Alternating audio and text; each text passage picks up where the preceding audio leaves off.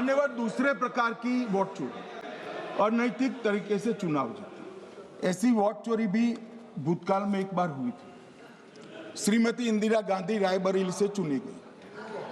Allahabad high court में श्री राजनारायण पहुंचे कि चुनाव नियमों के अनुसार नहीं हुआ।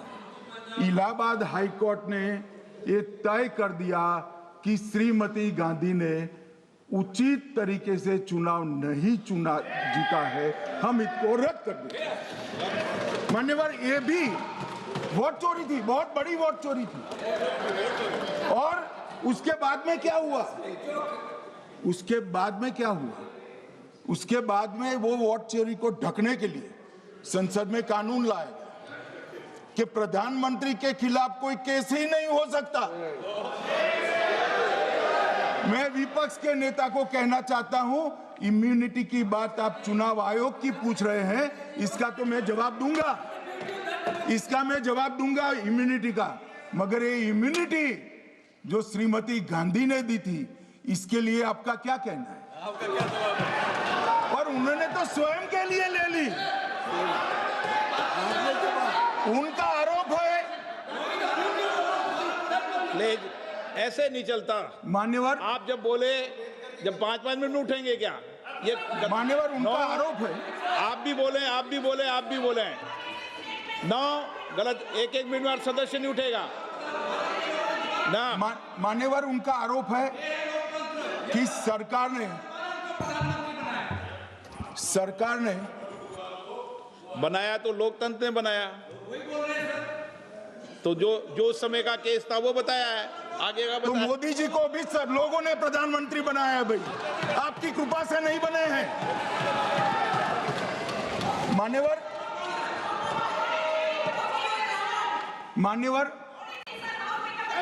प्लीज से मानित तरीका ठीक नहीं है आपका, 2-2 मिनट में उठना।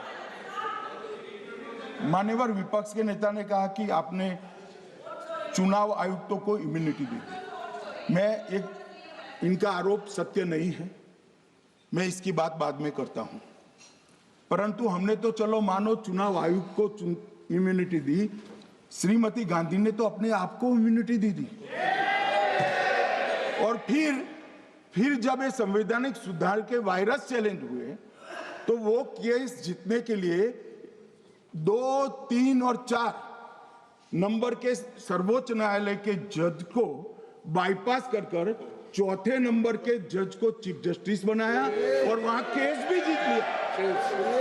और मान्यवर, ये तो इतिहास है, कौन जुटला सकता है? इनको कोई पढ़ाता नहीं है इतिहास, ये तो इतिहास है, सर्वोच्च अदालत और संसद के रिकॉर्ड में रखा हुआ इतिहास है। इसके खिलाफ लल्लन सिंह जैसे कितने लोग पूरा जीवन लड़े बिहार में, इमरजेंसी के खिलाफ जेल में गए, लाखों लोग गए। और तीसरी वोट चोरी कहना चाहता हूं, तीसरी वोट चोरी का प्रकार मैंने बताया था कि योग्यता नहीं है और मतदाता बन जाना। अभी एक वाद पहुंचा है, वाद मतलब डिस्प्यूट पहुंचा है दिल्ली की सिविल अदालत में। उसमें डिस्प्यूट ये है कि सोनिया गांधी जी इस देश की नागरिक बनने से पहले मतदाता बने।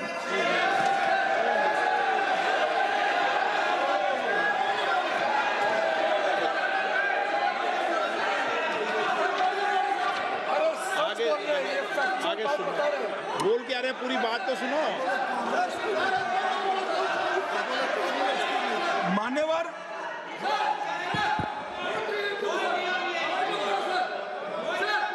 मान्यवर, मैंने इतना ही कहा है कि अदालत में केस चल रहा है जो फैक्चुअल है। अब जवाब तो उनको अदालत में देना है, सोनिया जी ने यहां क्यों दे रहे? अदालत में जवाब देना है।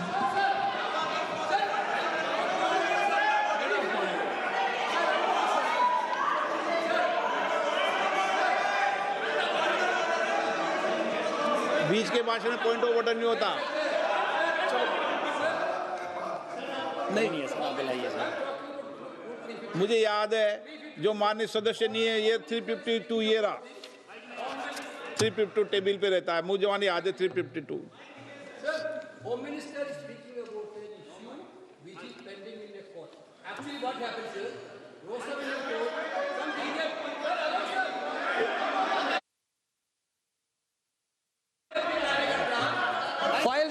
based on Madam Sonia Gandhi's voting on that 80. Sir, that Ross Avenue Court dismissed that case without, there is no substance in that case. Okay. After that, the same person given an appeal. Sir, Gandhi not even voted in that election. I am challenging Home Minister. Okay. Sonia Gandhi not even voted that election. Can you prove it? Can you prove it? Sir, misleading statement a Home Minister doing. Sir, you are. What is this, sir? एक minute please दादा, एक minute please. No, बैठिए। No मान्य please. देखिए माननीय सदस्य, 2 दिन से मैं चर्चा को सुन रहा हूं और 2 दिन से चर्चा को सुन रहा हूं और 352 आपने भी पढ़ा है, मैंने भी पढ़ा है, ठीक है ना। कई बार इधर से भी उधर से भी इस विषय को कई बार बोला गया है। जब डिबेट चलती है उसके संदर्भ में कई विषयों को बोला जाता है, ठीक है ना। और इसीलिए सुनिए बात, माननीय गृह मंत्री जी ने, आपने आधी बात सुनकर हर 2-2 मिनट में उठने लगोगे, ऐसे चर्चा नहीं होती। आप उनकी पूरी बात को सुनिए, क्या संदर्भ था, उन्होंने कोई फैसला नहीं दिया है, उन्होंने एक जानकारी जो आई है वो जानकारी सदन के पटल पे रखी है। अब मुझे सुनिए तो, अब आपने एक मुद्दा खड़ा किया, मुझे जवाब तो देने दीजिए। मान्यवर, मैंने कुछ ऐसा नहीं कहा, मैंने सिर्फ इतना कहा है कि एक वाद दायर हुआ है दिल्ली की अदालत में, मैंने कोई कंक्लूजन नहीं कहा। मैंने कहा कंक्लूजन का, मैंने कोई कंक्लूजन नहीं कहा।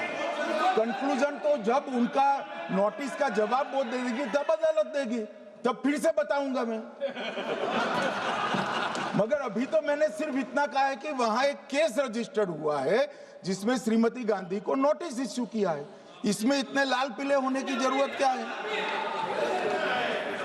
मान्यवर, हम सबका साझा दायित्व है, हम भी विपक्ष में बैठे, हम चुनाव जितने जीते हैं इससे ज्यादा हारे हैं। हम लोगों का तो एक प्रकार से पौना जिंदगी ही विपक्ष में ही चला गया, चाहे राज्य हो या केंद्र हो। कई चुनाव हमारे, हमने चुनाव आयुक्त और चुनाव आयोग पर कभी आरोप नहीं लगाया। एक नया पैटर्न खड़ा, एक नया पैटर्न। मैं पूरा वाक्य नहीं बताना चाहता। श्रीमती ममता बनर्जी ने चुनाव आयोग पर आरोप लगाए, स्टालिन जी ने लगाए, बीडी सतीशन जी ने लगाए, श्री राहुल गांधी ने लगाए, मल्लिकार्जुन खड़गे जी ने लगाए, तेजस्वी यादव जी ने लगाए, अखिलेश यादव जी ने लगाए, वी शिवन कुट्टी ने लगाए, हेमंत सोरेन जी ने लगाए, भगवंत मान जी ने लगाए। अब पहले तो ऐसी परंपरा सिर्फ कांग्रेस पार्टी में थी, मगर संपर्क का दोष कहता होता है साहब, ये सारे इंडिया अलायंस वाले चुनाव आयोग के खिलाफ आए। मान्यवर, चुनाव आयोग एक तटस्थता से चुनाव कराने वाला संस्थान बनाया गया और इसकी मान्यता कोई पॉलिटिकल पार्टी ने नहीं दी, भाग और अनुच्छेदों के तहत हमारे संविधान ने दी और ये संवैधानिक प्रक्रिया है। ये संवैधानिक प्रक्रिया पर सवाल खड़े कर कर, अनर्गल आरोप कर कर आप पूरे चुनाव आयोग की एक प्रकार से पूरे दुनिया में इसकी छवि को धूमिल करने का काम कर रहे हैं। आपको लगता है कि आप सरकार की छवि धूमिल करें? ना जी, आप पूरी दुनिया में भारत के लोकतंत्र की छवि को धूमिल करें। मान्यवर, सरकार का तो इतना ही सवाल है, मान्यवर सरकार का तो इतना ही सवाल है कि भारत के मतदाता क्या सोचेंगे, मगर मतदाता का सोचने का सवाल नहीं है। मतदाता को तो मालूम है कि हमने तो वोट दिया है इसलिए चुनकर आए हैं, तो उसके मन में कोई डाउट नहीं है। ये वोट चोरी करते रहे, घुसपैठिया बचाओ यात्रा निकाली और बिहार में 2/3 बहुमत से हम जीत गए।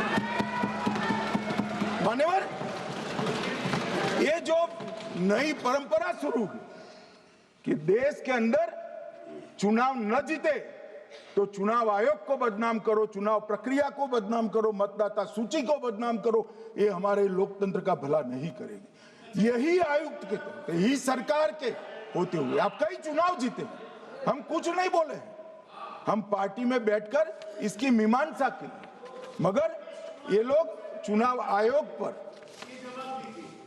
प्लीज नो, आप बैठिए, आप ठीक है बैठिए। माननीय सदस्य प्लीज प्लीज